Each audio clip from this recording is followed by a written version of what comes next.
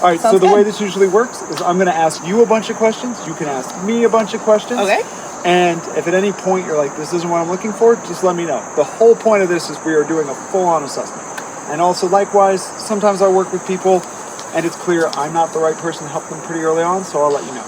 Sound good? Sounds like a plan. All right, cool beans. All right, so the first question I usually ask is, why are we having this conversation? Okay, so the reason I wanted to talk to you is because I have a ton of physical and mental issues. So I'll start with the physical. I have 6 herniated discs. I have 2 in my cervical spine, up in my neck, and then I have 4 in my lumbar.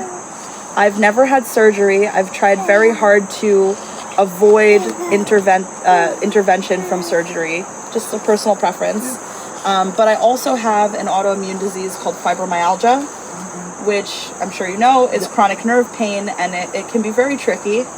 Those are the big things that I deal with. I do work at the computer. I'm a remote worker, so I sit all day. I get pain in my hands, in my wrists. I still get additional back pain from sitting all day, and it gives me pain in my hips. I've had periods where I'm laying in bed for anywhere from 6 to 8 months at a time. And That's too much time. I know. And I want to get to a place where I can live like a normal person. Okay. I want to be able to stand for more than 15 minutes without pain. Love it. Love that goal. That's a very reasonable goal. Okay, then I have a couple questions initially from what you just told me. One is, did the herniated disc happen from direct trauma, or did they just show up? Both. Okay. So my back pain started when I was 14. Okay. I dropped a mattress on myself, and it herniated my L4. Then back in 2018, I had my second injury that I don't know what happened. I woke up one day in blinding pain. And then again, about a year and a half ago, I just lifted a cooler and twisted the wrong way and was immobile for 4 months. So I think for myself, I want to get stronger. I want to be able to do daily tasks without needing help from other people.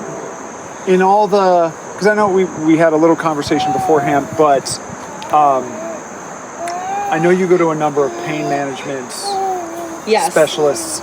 So I see a chiropractor, a physical therapist, a massage therapist, an acupuncturist, and a pain management specialist. And this has been 6 years of treating symptoms. Sorry, that's just my baby. So it's been 6 years of me going to 5 specialists every week and not getting to a place where I feel like it's getting better. I feel like I'm putting Band-Aids on my symptoms, and I don't think that there's hope for a solution or better improvement than where I'm at. Okay. So with all those pain management specialists, have you ever done like physical therapy, working out, lifting weights, more of the movement side of things? So I have done physical therapy. Where I get stuck is my insurance essentially allows me a very limited number of physical therapy appointments. And then I have a lot of anxiety around gyms. If I'm being honest, I'm a very anxious person. I have a lot of stress as well. Did you know that fibromyalgia and anxiety kind of go hand in hand? Unfortunately, yes. Yeah, overactive nerves and overactive brain, it's a two-way highway. Yep. That is definitely a thing. Again, just my child. She just wants to be part of it.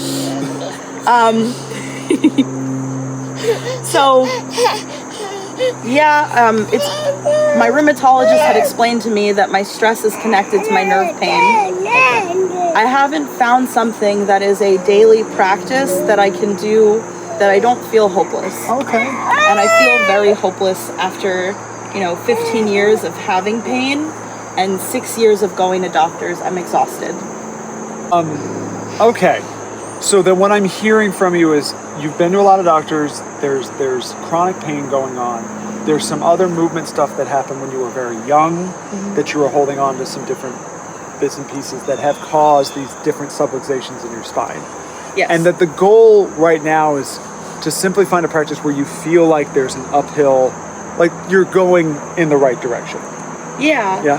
you know, I don't want to be scared if I have to think, oh, is there going to be a flight of stairs? Okay. Am I going to have to sit somewhere and the chair is not going to be comfortable and then I'm going to be moving through my entire meeting at work? You know, it's very hard. The name for that stuff, by the way, is activities of daily living. So there's like a whole kind of training that is specific off of activities of daily living, which is going up the stairs, being able to get out of a low car, being able to pick up the Amazon box. If you have a cat, being able to like pick up the 30-pound bag of kitty litter. And those are things I can't do. Yeah. I haven't made my bed on my own in 3 years. My friends are awesome and they do it for me.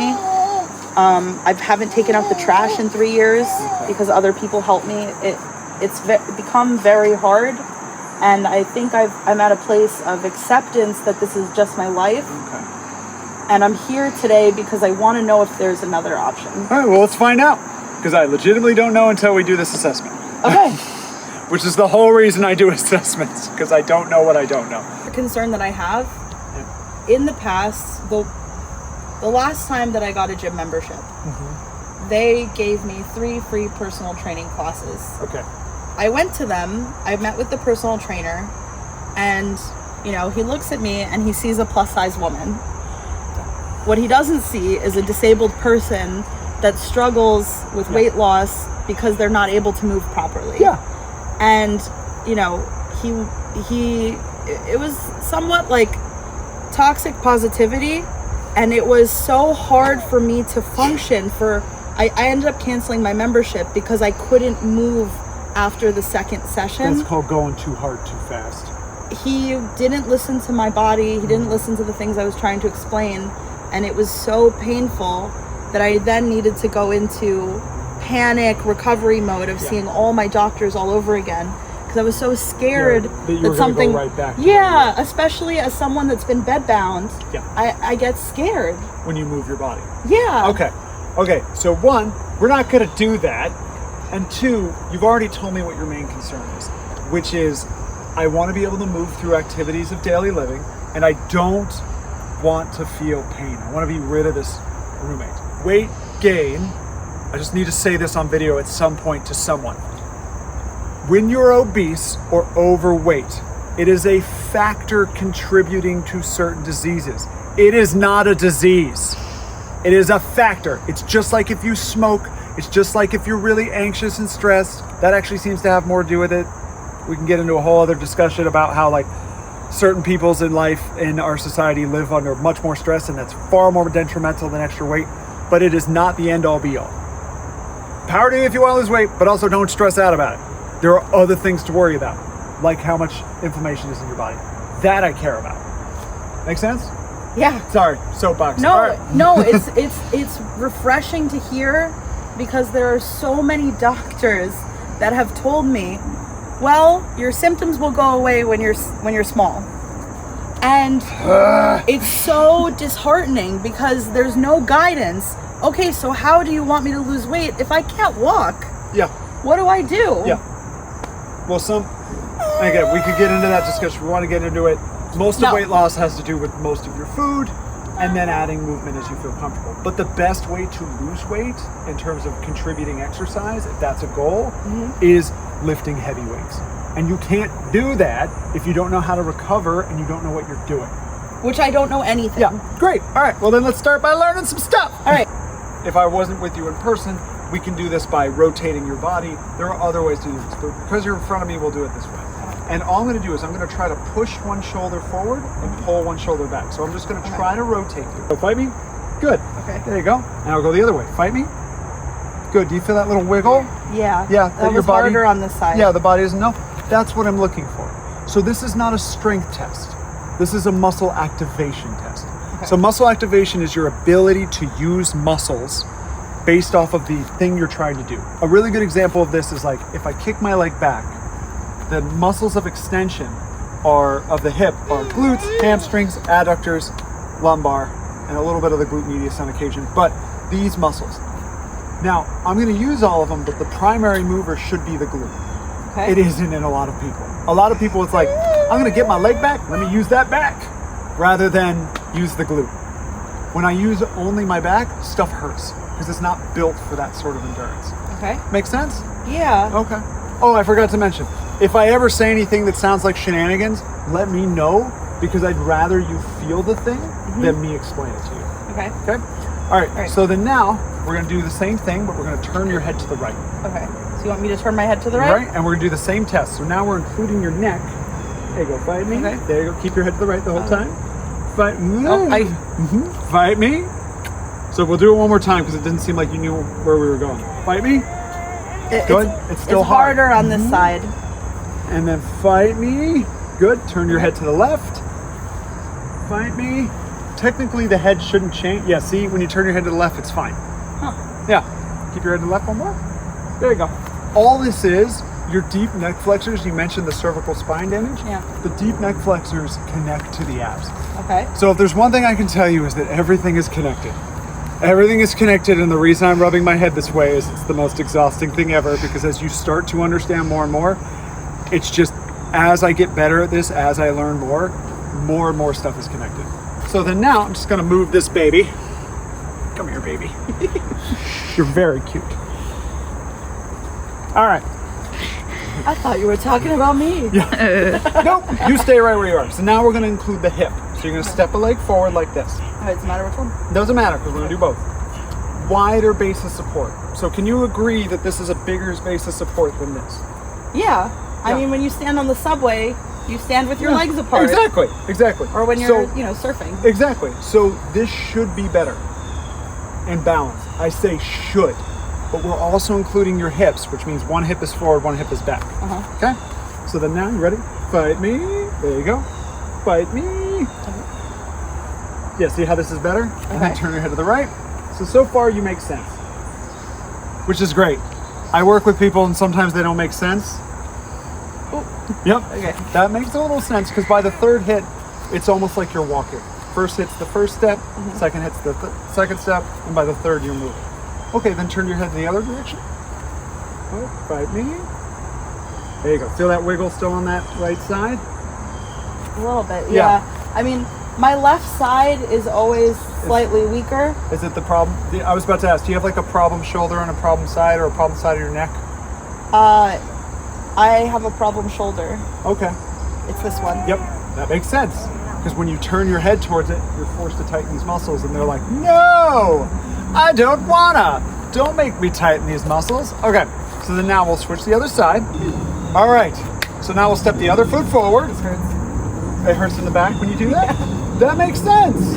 I don't like that. Okay. So do it a little less. Yeah, you could do it a little less, but you're feeling that. That makes a lot of sense. Okay, don't worry, you'll be fine. So far you make sense. So far she makes sense. So turn your head to the right. And what I mean by that is, based on how I look at the body, and we look at the body through fascial anatomy, every pain you're feeling makes sense to me. And the way you're testing makes sense to me. What I would be weirded out by, feel that left shoulder, or that right shoulder is pretty consistent. What I would be weirded out by is if we did this test and you were just solid and felt no pain, that's when I would refer you out to somebody. All right, so then now, this is the last test I want you to do. Okay. Just bring your arms out to the side, and I want you to take a deep breath for me. And then take another deep breath for me. Better. Okay, when you do that, where do you feel your body moving? So the first breath I felt in my chest, and the second breath I felt in my stomach. You focused on your belly. Okay, so this is what's interesting. This means, since you did the first one, then you thought about it, this means that all through the day you're doing this. Oh, I know.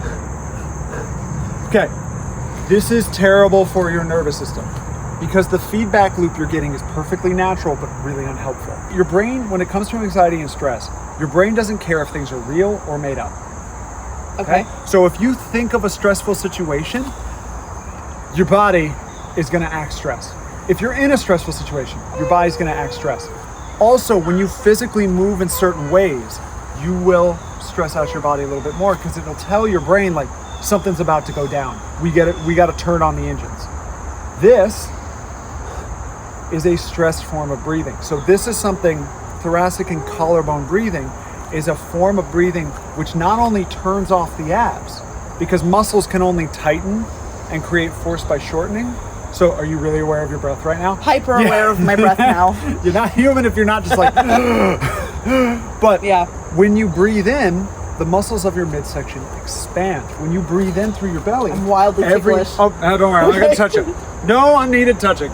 So from here, where you breathe in, like you're in the middle of a barrel and you're trying to hit every edge of the barrel, that actually creates support for your spine. Because here's the interesting thing. I'd have to look out the specific number, but I want to say it's about 86% of people, they've done some studies, who have spine deviations, slip disc, have no pain. Yes. No pain at all. Actually, probably most of us, if you looked at the images, you would have deviations without necessarily pain. So the reason why this is so important, when you breathe like this, not only do you make it harder to use your midsection, but you're basically doing the equivalent of, like, if we went to the woods back there and we waited for a bear to show up, because they occasionally show up. Okay. Okay? That would be an appropriate way to breathe, right? Like, you wouldn't see a bear and just be like, I hope not. I feel relaxed. No, that would be crazy. You would be like, okay, something's gonna happen. I'm either gonna fight, flee, or freeze, but I'm gonna do something, and I'm gonna be ready to go when I do it, right? So when you breathe that way, that can contribute deeply to all the things you're describing. So to put it another way, if you do not breathe diaphragmatically, it's not so much will you get back pain, it's when and how long it'll last. Because then all of a sudden this bone is the only thing really keeping you connected to your lower part. Make sense? Yeah. I'm with you so far. Okay. It's just new information. Yeah. I'm taking it in. Yeah. No, okay. I do this sometimes. I throw a lot at you. So this is why if we end up working together, I give you homework. I give you things to do. I do not expect you to memorize everything that I'm telling you. Well, that's good because I have a really short memory. Test one or two things, but I think you're going to be fine. Really? Yeah. What? Yeah. Okay, this is what I want you to try. Are you comfortable getting on the ground? Yes. Okay, I want you to lie on the ground on this mat. On my stomach or on my back? On your back. Okay. This makes sense because one of the reasons they think we're ticklish is to protect. Yeah. Is that too much? Are you sure? Yeah. Okay. Okay, so now all I want you to do is breathe in and move the weight. So don't push your abs forward. Just inhale through your nose and expand your belly. This is your diaphragm, the muscle underneath your rib cage, going down. Good. Can you feel that stretching in your abs?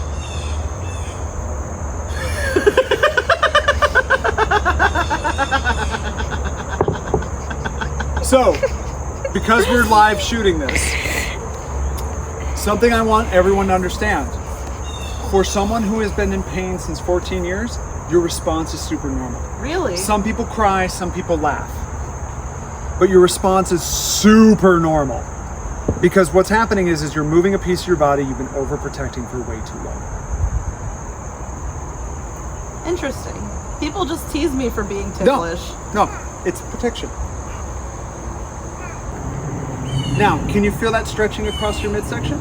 Yes. You can even put your hands there just for feedback. You have more nerves in your hands, so it's easy to feel stuff this way. Just take a big inhale through your nose. So just big inhale.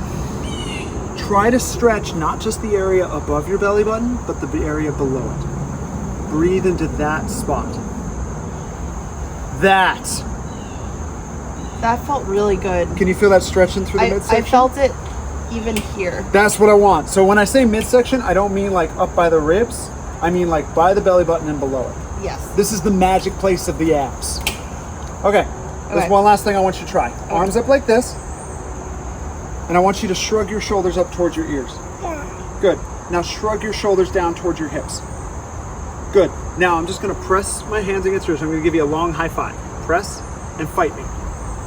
Fight me from here, but fight me from underneath the armpit. So push the shoulders down. This is called packing the shoulder. Good. Can you feel your abs? Yes. Good. Now breathe. You still got to breathe. Good. Can you feel that working in the abs? Yes. It should feel nice on the back. It does. Yeah. Standing for that long was hurting my lumbar, and this is feeling really less pressure. Yeah. Good. So then what you can try is keep your feet where they are, and then just lift your butt off the ground while fighting me here. Okay. So we're going to do a glute bridge. Okay. Shoulders down. Good. Can you feel that in the legs? Yes. Nothing in the lower back. No, it's all in the legs and my butt and Yep. in my abs. Great. And then lower down. Oh, thank God. And then relax. Okay. So what this just means is, yes, you have an inflammation issue, so that's going to make things a bit harder.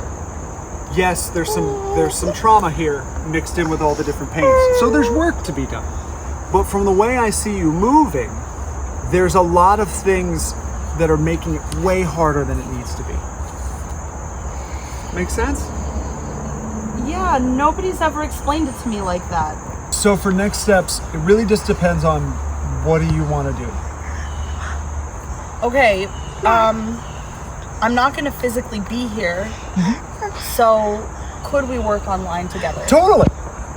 What does that look like? So what we'll do is we'll go over a few movements. We're going to keep it very simple from the beginning. Okay, good, because I'm very scared. Yeah. This is a very scary thing for me. Yeah. Which is the most reasonable thing ever, considering your history. Okay. Yeah. So I guess I also, I can't stand for more than 15, 20 minutes. I want to do very small movements that don't make me want to give up. So is that something we can do? That is exactly what we're going to do. So because you're comfortable on your back, we can start learning how, basically reteaching you how to walk from the ground up. Like the little baby that's been running around us for a little bit. Okay. So we can easily meet you at your needs there because you'll be lying on the ground, and we'll start with something more like 6-7 minutes. But it's really, we're gonna have a constant conversation of this is too much or this is too little. Okay. Right? You're gonna let me know when things get easy. Is this like I mentioned, I've been at this for 6 years. Mm-hmm. Is this gonna take me 6 years? Heavens no. No. Not at all. Mastering movement in your body, that's a lifetime thing. Starting to feel better in your own skin should happen pretty quickly.